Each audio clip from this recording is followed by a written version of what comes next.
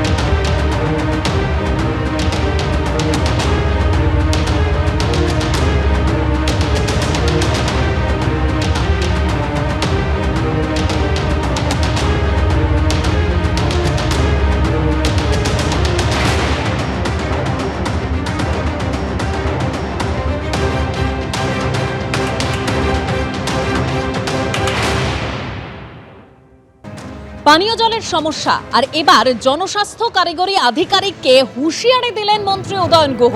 তিনি মুখ্যমন্ত্রীকে নালিশ করার হুঁশিয়ারি দিয়েছেন, এমনকি অফিসে বসে ধর্নারও হুমকি দিয়েছেন। উত্তরবঙ্গ উন্নয়ন মন্ত্রী উদয়ন গুহ তিনি এবার হুমকি দিয়েছেন জনস্বাস্থ্য কারিগরি দপ্তরের আধিকারিককে।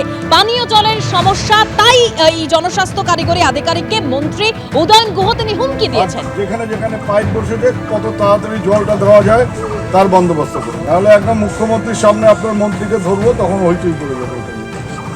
হ্যাঁ, এটা আপনি করে দিন।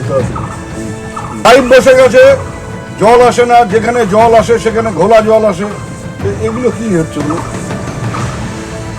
হ্যাঁ, তা এগুলো আপনি একবার লোক নিজে এসে দেখুন, নাহলে লোক পাঠান, আর যেখানে যেখানে পাইপ বসেছে কত তাড়াতাড়ি জলটা দেওয়া যায় তার বন্দোবস্ত করুন, নাহলে একদম মুখ্যমন্ত্রীর সামনে আপনার মন্ত্রীকে ধরবো, তখন হইচই করে দেবো।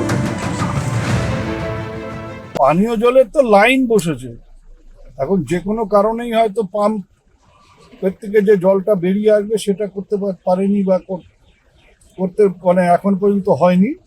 আমি আজকে এক্সিকিউটিভ ইঞ্জিনিয়ারের সাথে এখান থেকেই ফোনে কথা বললাম, ওরা কাল আসবে, দেখে নেবে, জলটা দ্রুত সমস্যাটা মিটে যাবে। ঘর ঘর নল প্রধানমন্ত্রীর স্বপ্নের প্রকল্প 2024-এর মার্চের মধ্যে শেষ হওয়ার কথা ছিল, সেটা এখনো কুচবিহার জেলার 1/4 জায়গায় পৌঁছয়নি। এইরকম অবস্থায় সরকারের পুরোপুরি ব্যর্থতা প্রকাশ পাচ্ছে।